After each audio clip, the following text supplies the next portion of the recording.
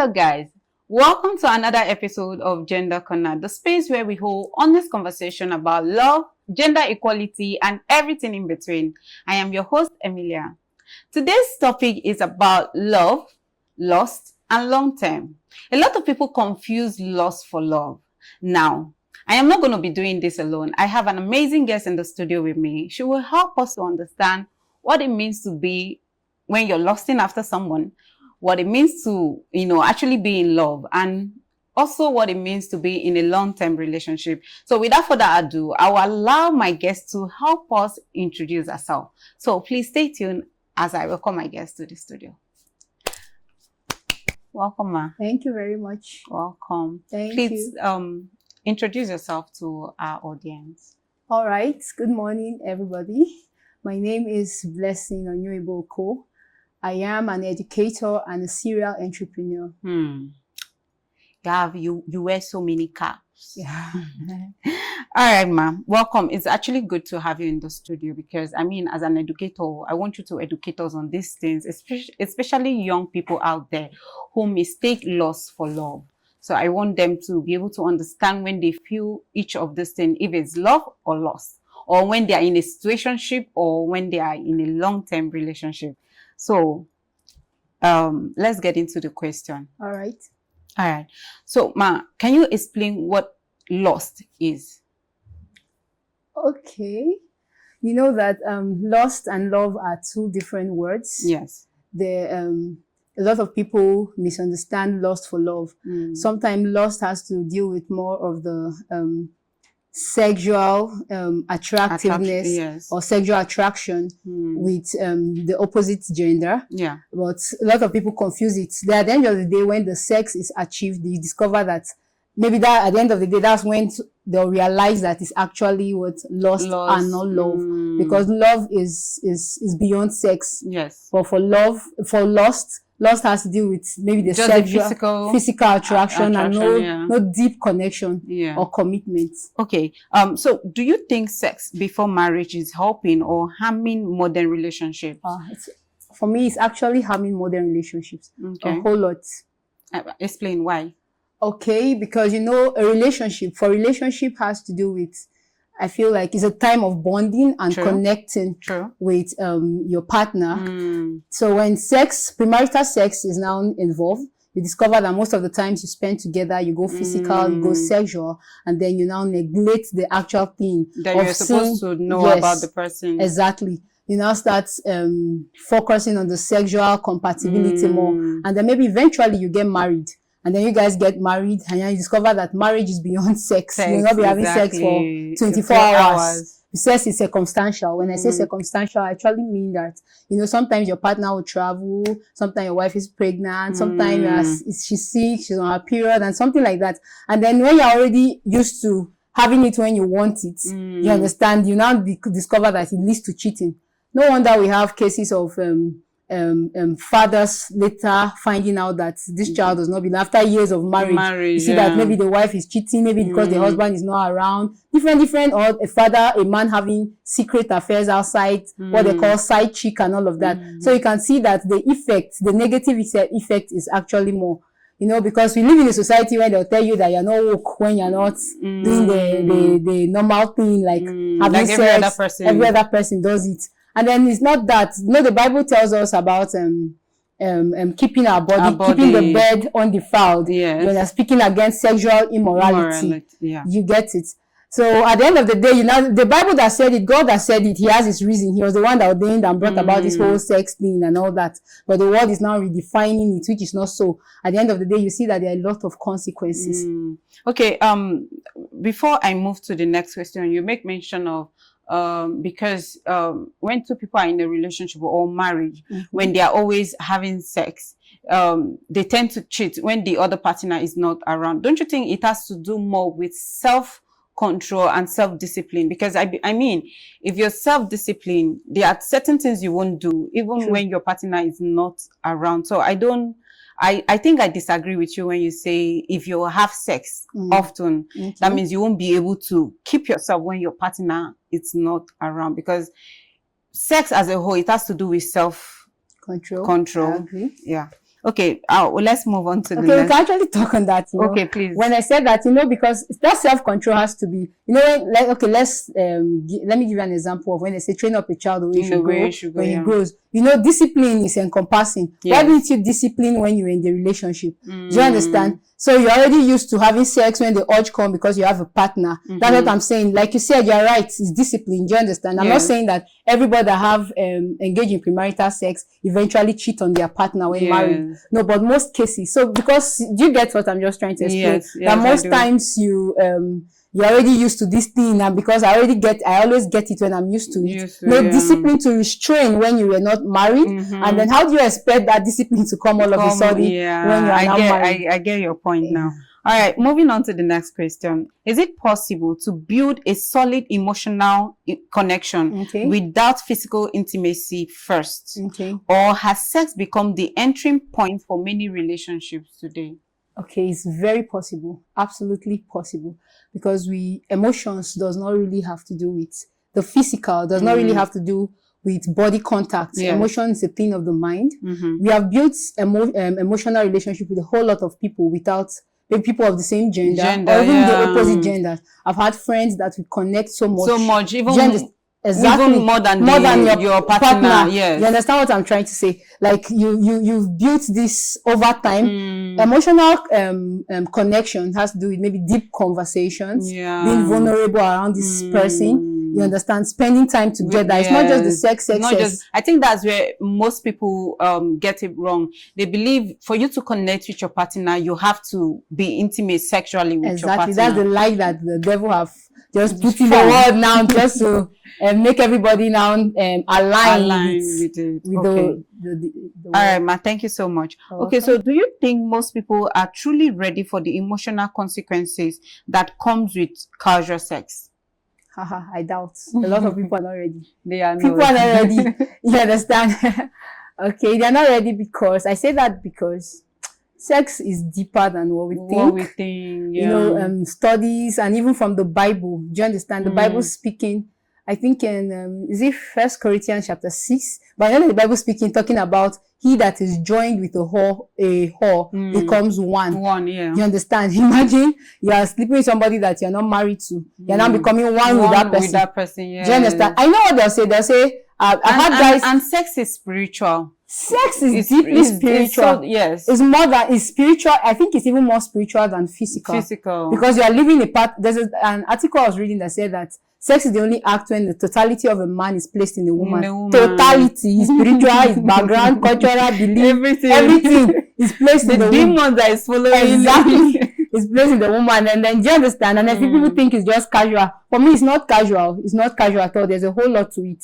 Do you understand? Imagine being joined with different persons. Because you know what they'll say? They'll say, how will I know if we are compatible? So I've had guys say that a lot. You can't even know if you and a person are compatible through sex. Thank you very much. Because when you have sex, when you use sex as a first point to know someone, the sex will blind you see the red flag, from seeing the red flag, from seeing if this person is actually compatible with you. Exactly. Should we move on, or you still have more points? Yeah. Let's move on. Okay. All right. How does premarital sex affect trust and long-term compatibility? Does it deepen the bond or blur the boundaries? Okay, just like what we were saying initially, we were saying that maybe because sex is circumstantial, and then maybe your partner is not around and all of that. For me, let me use the guys. For guys, sometimes women easily give in to sex. Not easily, like they are pressured. They give in to sex when they are pressured. Most times the guys are the initiators of these sex things. I'm not saying that. I'm not saying that women don't initiate it, but I'm just saying in most cases. So they're not giving to it. And then let's assume that maybe a guy meets a lady and then she easily gives in. Do you understand? And then he'll not be thinking, or the both of them will be thinking, if this person can actually just give me his body or her body like this. If I'm not around, this person, maybe you're at work and then maybe because of meetings, you're late, he'll be calling you. Where are you? What's that? You'll be thinking that because he had it easy, or you were able to bring down your standard. Do you understand? Because you set a standard for yourself in accordance to what you believe and the word of God. Do you understand? And you now bring down the standard for him. It shows that you can actually easily, for me, lose guard for somebody else too. When the pressure sets in, you get it. So for me, I think that it can bring distrust to an extent. You understand? Can bring distrust and bond. I don't really agree with that sex bonding. That sex make you bond at all. How about the times of our forefathers, our ancestors? Do you understand that where they'll say they don't really meet their partner. Exactly. They don't even get to know you. See somebody just come and say from the story that I've heard. Exactly. Maybe that's the first time you're meeting your husband. And but they stayed longer than our time. They stayed longer than our time. Now that a lot of divorces are happening, is it that and this age where we feel we are woke, we want to go against and then the world. With the wokeness, you're doing the wrong thing. The wrong thing, and then it's still not creating the lasting marriage that we our forefathers, ancestors had. They stayed and enjoyed marriage till the very end. But do you think, I think majority of them even want to go back to our forefathers on their marriage. I believe a lot of them endured. It just, for the wokeness, for this generation, I think most ladies are now self-aware. Same with the men. They're not self-aware. I think people now know what they want, right? Now you're allowed to make choices when it comes to the kind of person you want to spend the rest of your life with. So I wouldn't just say, yes, they endure. Our forefathers endured a lot of things. Our mothers endured a lot of things because, I mean, there were no much awareness. I get you. You understand? Yes. All right. Okay, now let's talk about values. Okay. Do cultural or religious backgrounds influence the way people approach sex and relationship today? Absolutely. Absolutely, because values, very important. Yeah. Values. When you meet people with like minds, you understand. I'll place emphasis on the word values again, because when you meet people with like minds, when I say like minds, or people with the same tribe, people coming from the same tribe as you are, it's very important to be in a relationship with people in the same tribe. Yeah. When I say tribe, I'm not saying Idoma, I'm not saying Yoruba, I'm not saying Hausa, I'm not saying, that's not what I'm saying. When I say tribe, people with the same ideologies. Do you understand? Yeah. People with the same moral standard that you have. Imagine you coming into a relationship with a guy that believes that we need to honor what the Bible said, what God said about the married bed being undefiled, about keeping your body, avoiding immorality and all of that. To be easy for us to navigate that. True. Do you understand? To be very, very easy for us. And then, there are some cultures, then I don't really know if it's still happening, when getting married as a virgin is a thing of a pride. Yeah. Do you understand? So imagine coming from those backgrounds, those two people, they know that, this thing, we have to keep it till we are married. Yeah. You get it. So it influences. But when you have people that, this one does not believe, the guy does not believe, this thing, forget it, it's just old saying, even the Bible. And then they use this word to deceive people, like, what if he's not able to do after marriage? Thank you very much. I've heard that a lot. Like, what if you guys he's not able to do, what if this? But my pastor will always say that, are you the one that is meant to be tested? That is it your body that is meant for testing ground? So when you test they test each other, and it does not, you guys are not compatible. What happens? You move to the next person, and you too, you move to the next person. So that's how you keep testing and testing. Eventually, how many body counts really now? It's really funny. All right. Do men and women view premarital sex differently in terms of expectations of love, commitment, or marriage? Whom is more likely to attain or detach emotionally? Wow. Men and women don't view it. It's a word apart for me. For a man, sex is physical. Yes. You can just have sex without commitment for a man. At all. For a woman, it's emotional. It's emotional. There have to be commitments. Do you understand? A woman wants to know that I'm secure. This relationship is secure before the marriage. Before the sex and after the sex. Do I still have you after the sex? After the sex. Do I still have your attention? Do I still have that commitment and that energy you are using? Are you still going to be showing the care and everything? This energy you are putting in chasing me. Will I still get it after? A woman wants to be assured of that. Yes. But for a man, he does not really care. Do you understand? At all. And then talking about who is likely to attach and detach. I feel that the man is easily detached, especially when his goal is just your body. Yeah. Do you understand? I think that, but the woman, when, especially when sex is now involved. She now feel like she has given you everything. Everything, yeah. Our bodies mean a lot to us. To us. Do you understand? Then when you give in and then the man start giving you attitude, it can be so hurting and all of that. You get it. Rather. So the woman is more connected and attached. Thank you so much. So my last question before you go. Okay. Let's talk about solutions. Okay. In your opinion, how can individuals and couples navigate premarital sex in a way that protect their emotional well-being and help build healthier relationships? Okay, that's when we talk about the values coming again.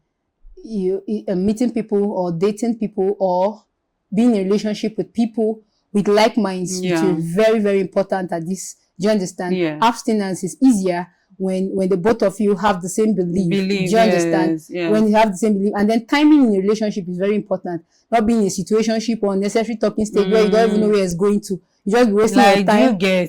I'm actually from 1 month you should know if this thing is leading somewhere or not. Then if it's not, just pack your load and just go. Because that's when you see that the unnecessary casual sex, no definition, no timing. Okay, we are getting married in 3 months, we are getting married in 1 year, nothing of that nature. That's when when you are not there's no goal. Imagine you have a goal, your mindset is how to achieve that goal. Let's get married, the plan. You even be distracted, not be thinking about the sex. And waiting becomes easy when there's a time bound. Yes, do you understand? It's all this because no time bound. Let's see how it goes, situationship. There's nothing as let's see how it goes. Exactly. Let's go with the flow. Go with the flow. And men likes to use that statement. Like, what are we going with the flow for? And it's funny how some women can still go with this stuff. How can you say let's see how it goes? A man that knows what he wants as he's coming is telling you. And you know one thing, I think there's one thing I like about men is the fact that they know what they want. From the very start. Yes, from the very start. When a man meets you today and already knows if he's going to end up with you. But it's not like that for women. Exactly. We tend to analyze, is it this, is it that, is it this, is it that, which makes us sometimes become so vulnerable that we invest so much in it that even when there is a red flag, we find it difficult to pull out because we've invested our time, we've invested our body. But for men, it's not like that at all. I think men, they don't even, for me, sometimes I don't think they put their whole mind at first. Do you understand? Maybe that's why it's easy for them to just move on, even after the whole thing. Men always choose themselves first. Unlike women, right? Unlike women. A woman can just put her whole life on the line for a relationship. But thank God, people are waking up now. Yes, self-awareness, actually. People are waking up now. Self-awareness. All right, Miss Blessing. It was so nice to have this conversation with you. Thank you so much for sharing your insight on sex, love, loss, and long-term. Now, we want to hear from you, our beautiful audience. What do you think about sex before marriage? Do you think it strengthens their bond or it complicates modern love? Drop your comment in the comment section and we'll be glad to hear from you. And that will be all on Gender Corner. I am your host, Emilia, and I will see you next time. Bye-bye.